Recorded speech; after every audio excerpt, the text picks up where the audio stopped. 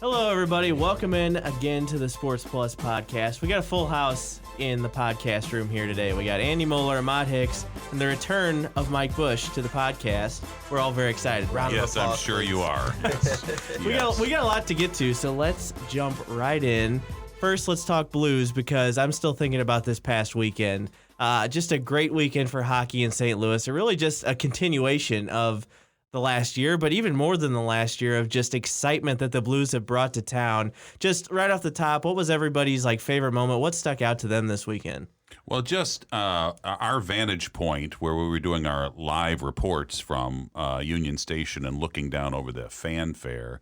It was amazing to see the hours-long line of people wanting to get in to take their picture with the Stanley Cup. For those that weren't at the parade last summer and did get a chance to see it, it to me, that luster that we have from the Stanley Cup, you never know how long these things are going to last.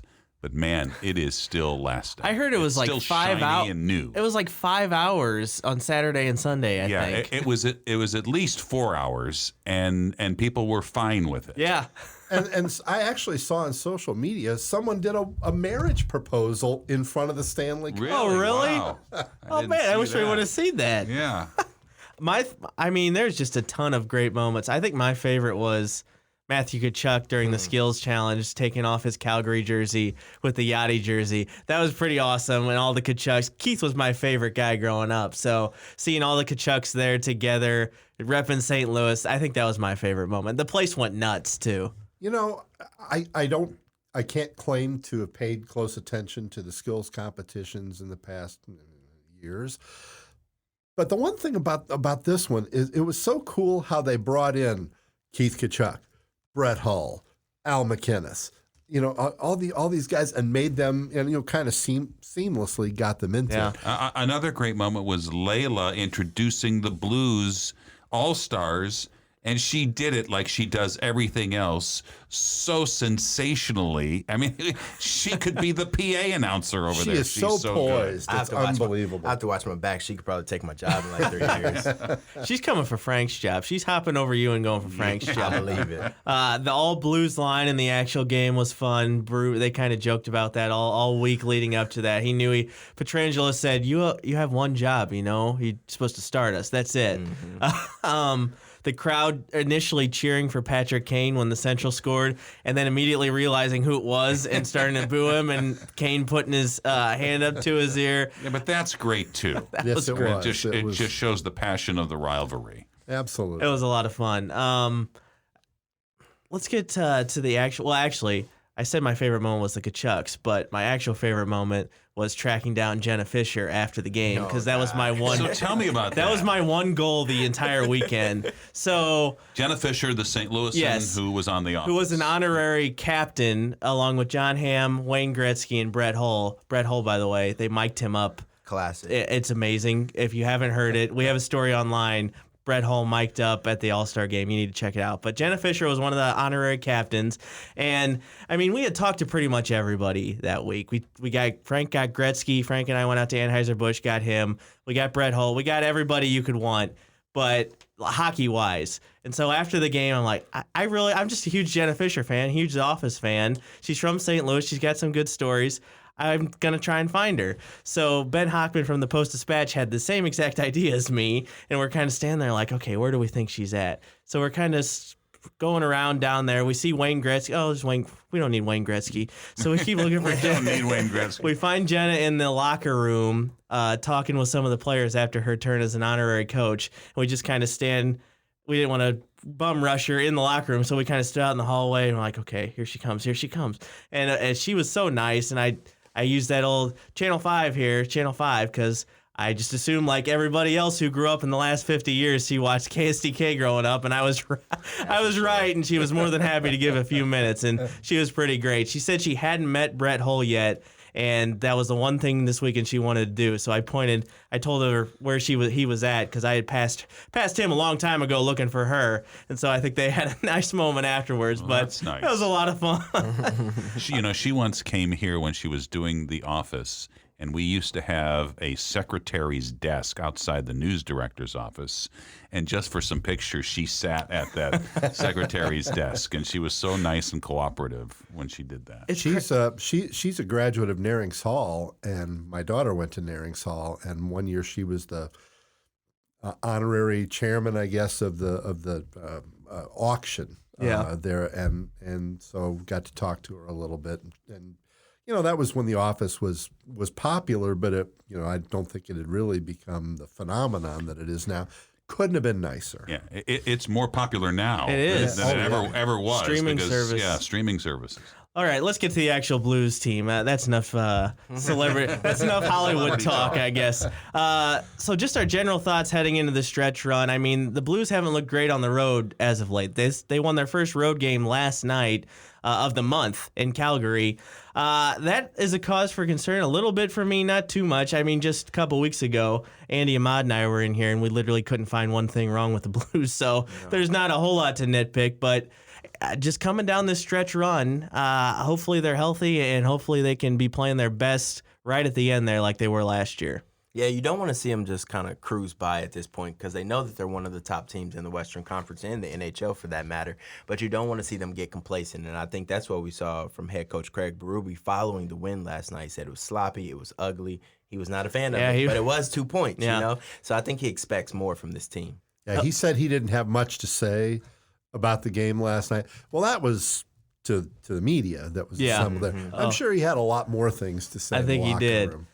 Hopefully the Blues can stay healthy. That's, I think, going to be the main key here. Because just when it looks like they're getting guys back with Parayko and Blais, they lose Steen and Sundqvist, and now they're still down. And we don't know, Tarasenko's still probably right around playoff time. So, I mean, their depth has been real strong, but they can't afford to lose too big of pieces for an extended amount of time here. My biggest question here is the trading deadline is coming up eventually. What are they going to do with Jake Allen? Because statistically, he's been one of the best goaltenders in the entire league this year. The thought is you would like to go into the playoffs with two red-hot goalies, but if somebody just offers them something they can't refuse and to take his contract, I think they're going to think about it. I don't think you let him go at this point. I wouldn't either. Not the way he's playing this year. You never know what can happen to Binnington. And if you lose Binnington in the playoffs, then what? Yeah. You bring in one of these newcomers and you expect him to be the hero like Binnington was last year? I doubt that.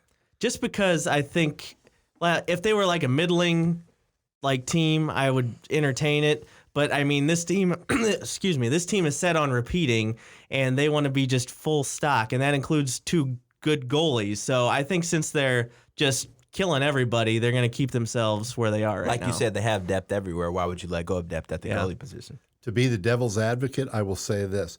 You'll never get more for Jake Allen than you'll get for him right now. Good point. True.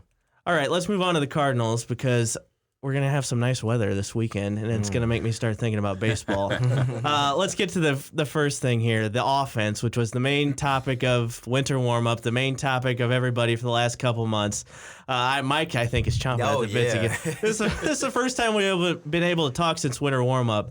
Are we really confident in what the Cardinals are going to trot out there on opening day? Well, tell me offensively. I'm just going to throw this question out there. Why would you be? Are they better off right now than they were when they ended the season last year? Definitely not.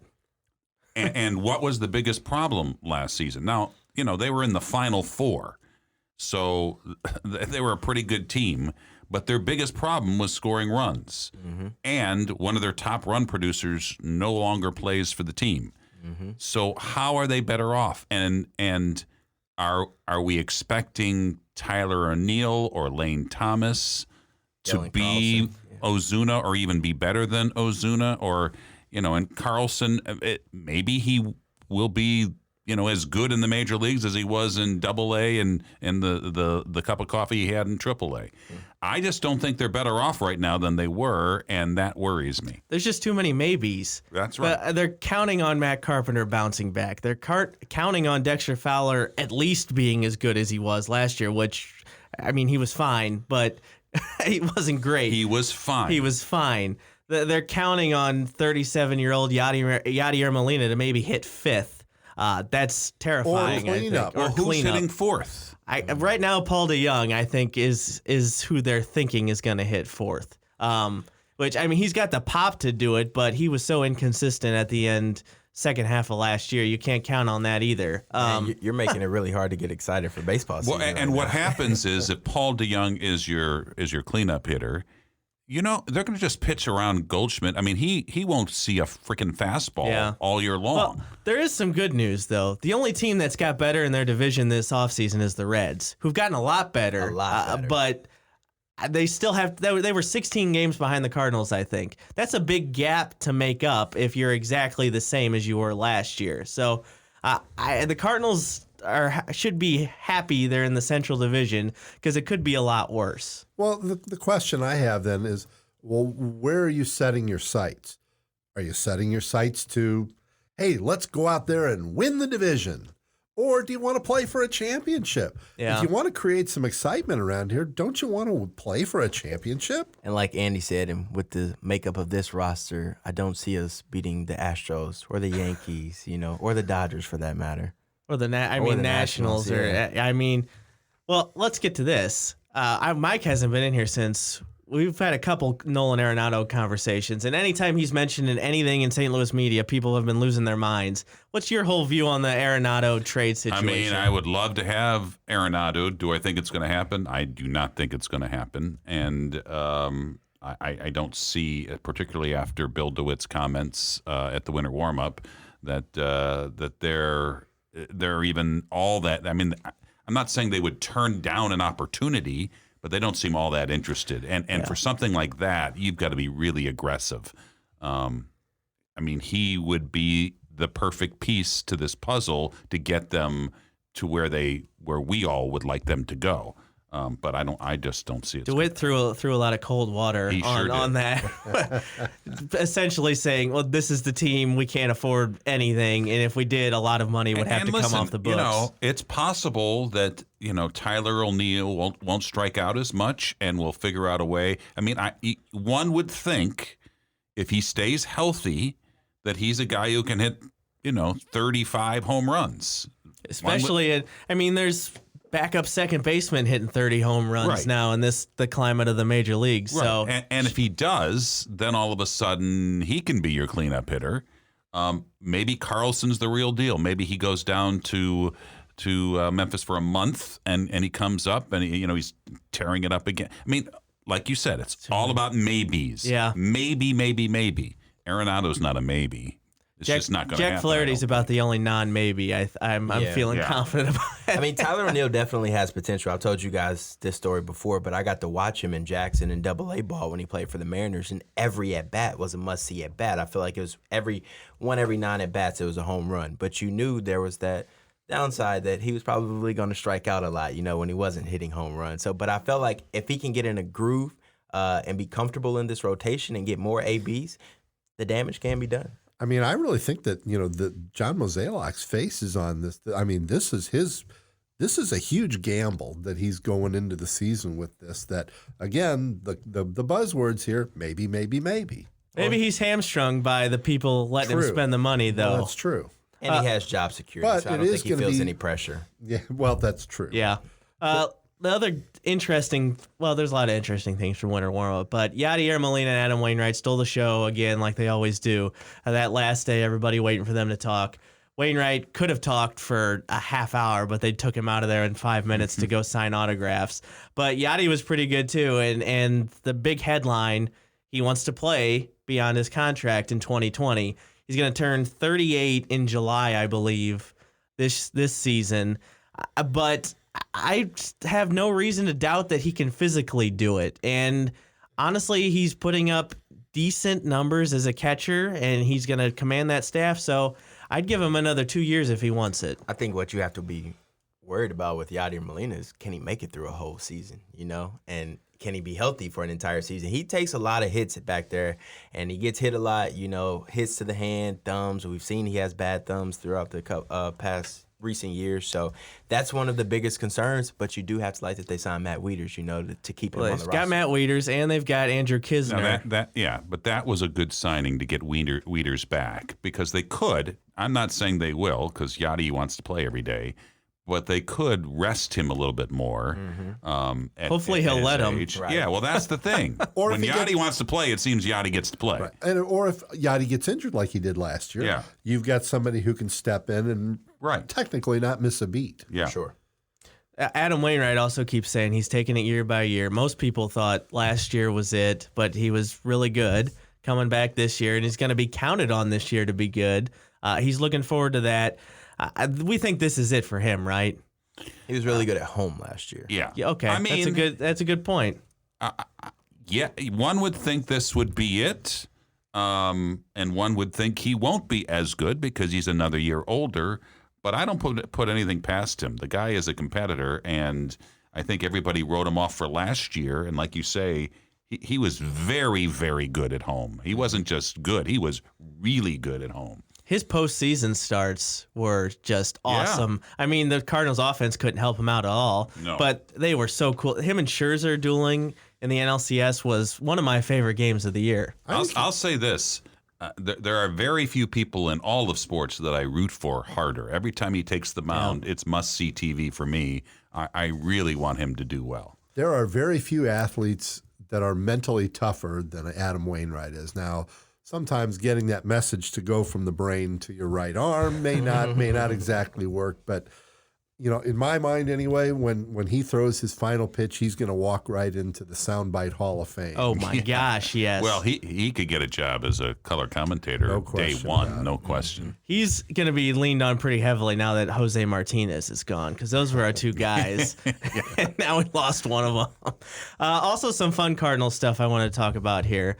Hall of Fame related stuff. Ted Simmons, of course, was already going in. Everybody's excited for that. But Larry Walker, it was announced a little over a week ago, I guess, since we're recording this on Wednesday, that he's going to join him, getting in on his last year of the ballot. I'm really pumped because Larry Walker should have been in the Hall of Fame a while ago, I believe. When you look at the numbers and you just look at the impact he had as a five-tool player, he gets taken away because he played in Colorado, which I don't think is fair, because are we just never going to put a Colorado Rocky in the Hall of Fame? That doesn't seem right.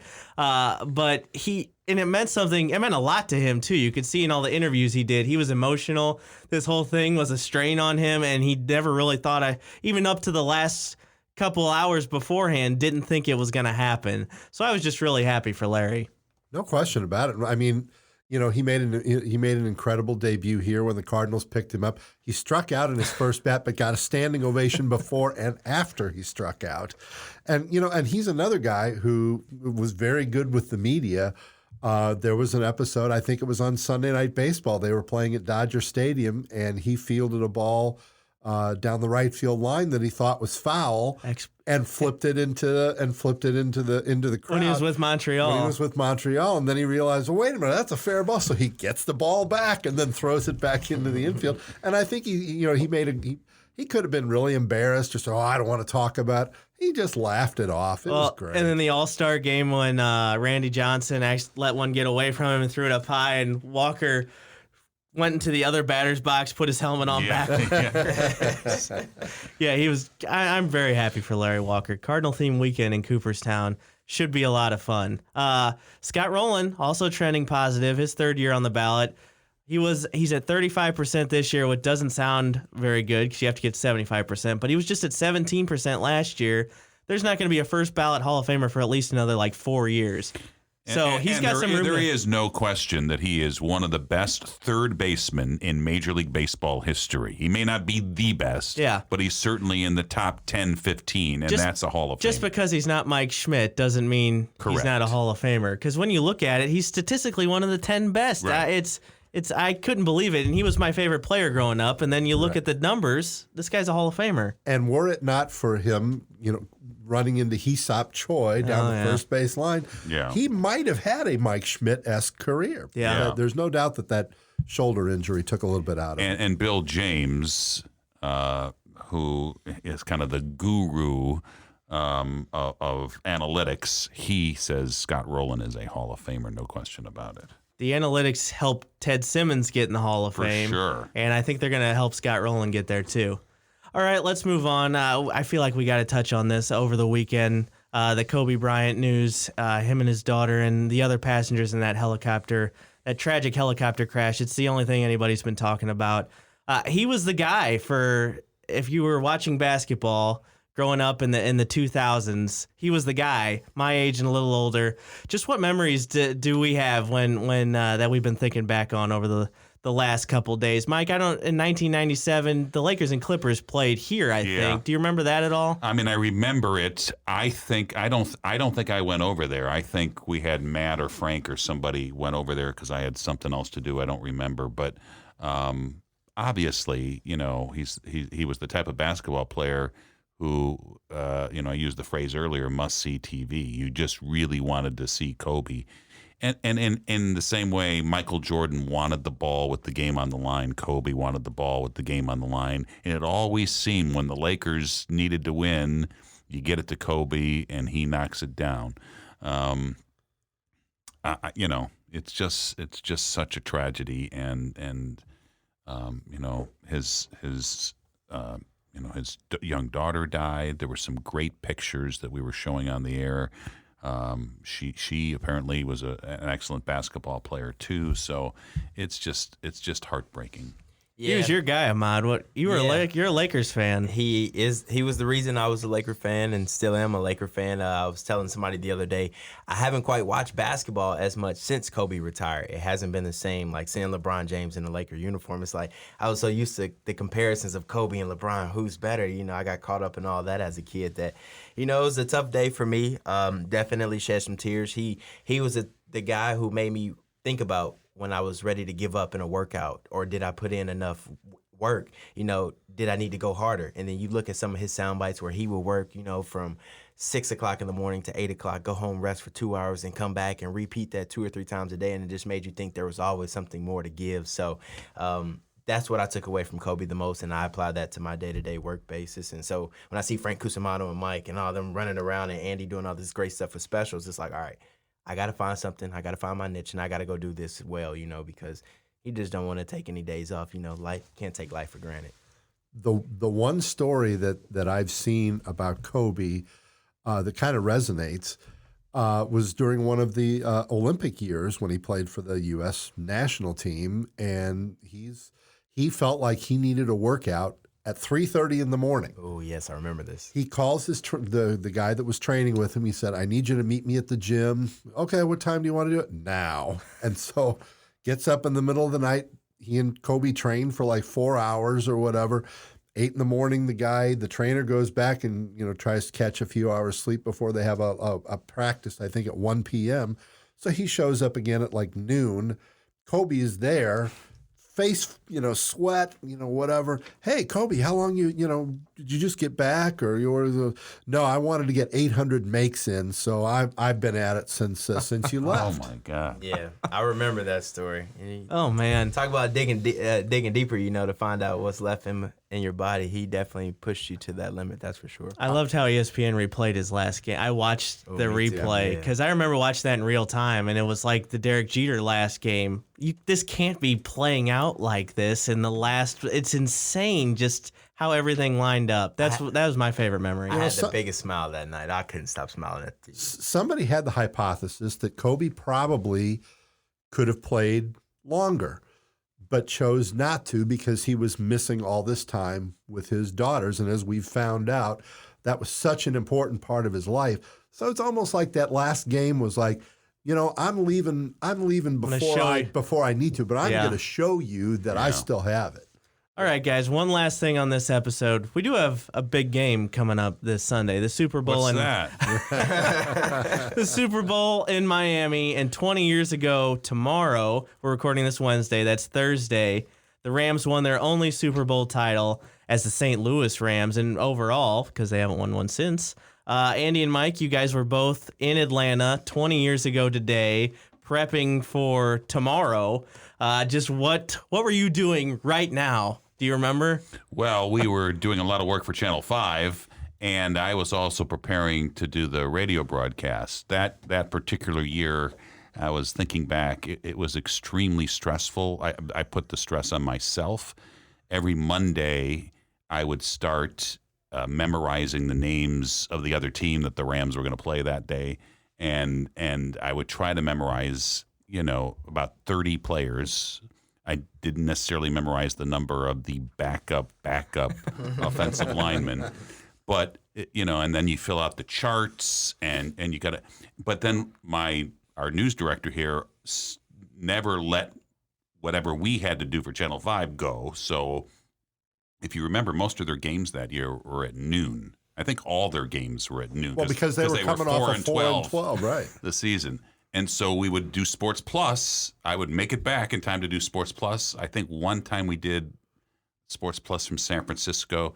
But anyway, so that whole week. Hold on. So you would do a game on the road at noon and then fly back here to do Sports Plus Correct. at like 10:30? Correct. Oh, my gosh. All year long. I mean, that was what we did. And I would talk to Andy, and I said, well, I've got this pack. And I get back, and we do packages. And anyway, but the point is that week we were live from the team hotel.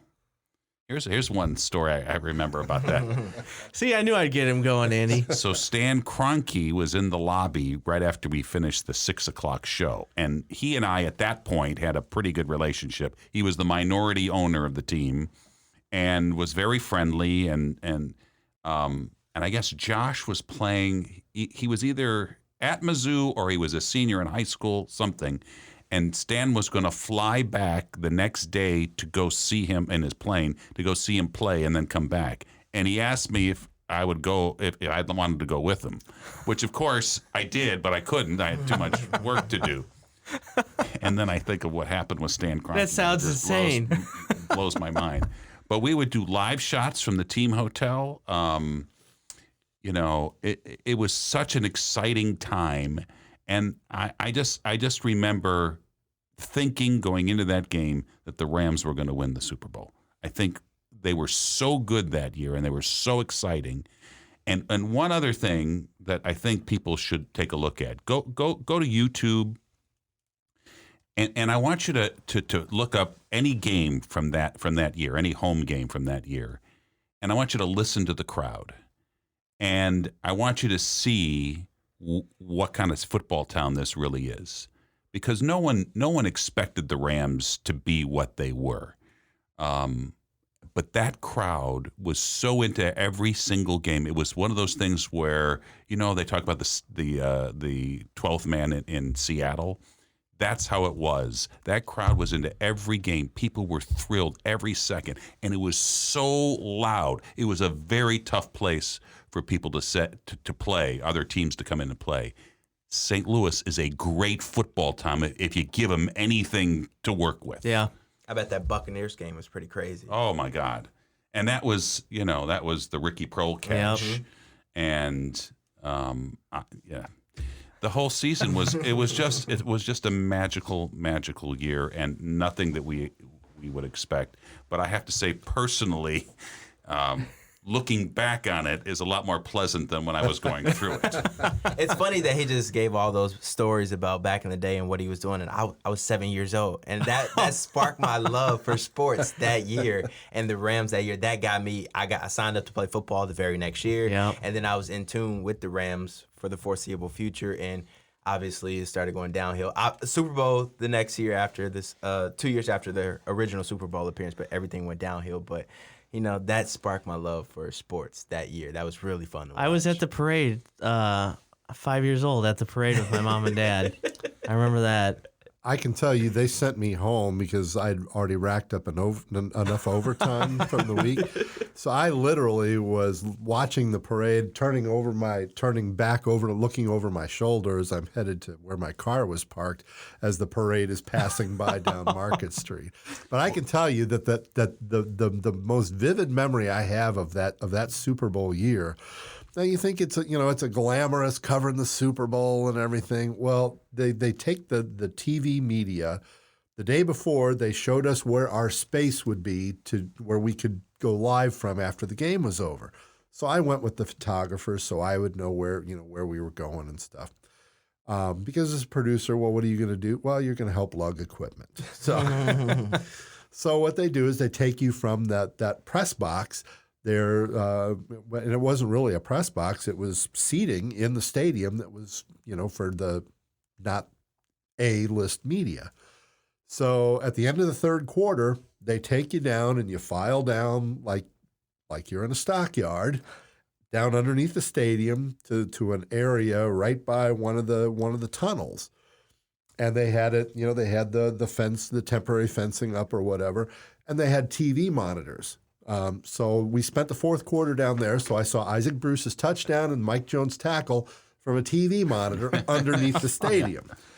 But as soon as ABC got off the air, they removed the temporary fencing, and we all fanned out like it was a cattle drive to get to our spot and waited for Mike to come down. And the difference between Andy's experience and mine, because I was doing radio, because that was pretty much my experience 2 years later when they lost. But doing radio, I walked into the radio booth that day, and I said, this can't be our booth. We were on the 50-yard line. And I'm looking to the national radio is a little further down. The TV is had their own perch.